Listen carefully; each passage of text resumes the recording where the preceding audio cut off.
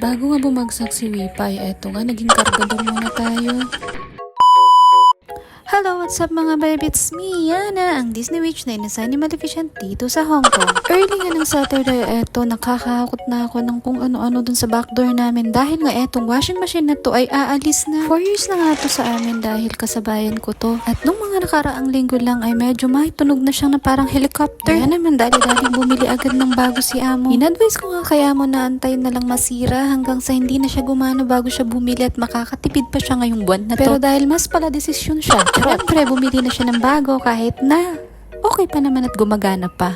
Pagod na nga ako dito sa paglilipat ng mga gamit dahil ang dami-dami naming mga anik-anik sa backdoor. Sabi nga niya ay i-deliver yung bagong washing machine ng mga around 9 to 10 a.m. Kaya nga bago ng 9 ay naalis ko na nga lahat ng mga anik-anik dun sa backdoor. Partida ako lang mag-isa gumawa. Siyempre, sino pa nga ba? At habang tulog pa nga ang mga kasama ko sa bahay at eto, nagkukuting-ting na ako dito sa labas. Dahil sigurado pagkagising niya at nagkape na siya, Diyos ko, wala ka na namang magagawang trabaho kundi babantayan siya at kakausapin at papakinggan lahat ng mga kwento niya sa buhay niya.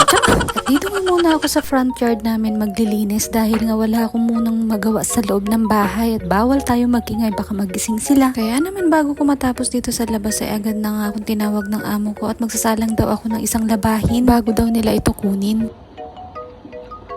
Ang aga-aga ko pa naman gumising tapos delivery pala ng new washing machine 10 to 11 kasi yung sabi sa akin kagabi set 9.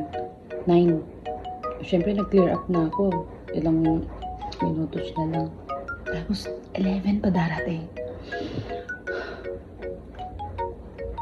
Eto nga, nag-runs na muna ako habang nag-aalmusal para may lakas tayo dahil nga hindi ko natapos yung almusal ko dahil ginawa ko na agad-agad yung mga nasa labas. At habang inaantay ko nga yung washing machine na matapos ay pinapaabangan na sa akin ni Amo yung truck na darating. Syempre wala tayong magagawa kundi sumunod kahit ang init-init sa labas ay kailangan nating mag-antay. Nababagot na nga ako sa oras na to kaya naman ang ginawa ko ay umakyat na lamang ako para makita ko kung may darating na truck. At habang inaantay nga ito, tuturo ko muna kayo dito sa village namin. At ilang minuto nga lang ay dumating na nga yung inaantay ko. Dahil nga malaki yung truck at walang masyadong space para sa parking ay eto, binaba na lang nila yung washing machine. Grabe, nasasayangan ako sa old washing machine namin kasi hindi pa naman siya ganun kalakas yung tunog niya. Gumagana pa naman lahat ng mga functions niya.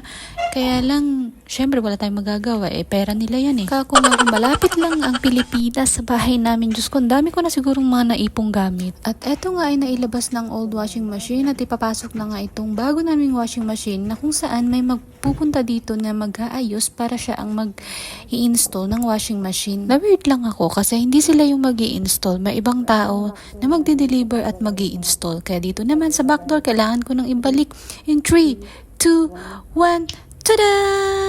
Oh, ayan. Yan yung backdoor namin kapag maraming aning-anik at yun yung backdoor namin pag wala.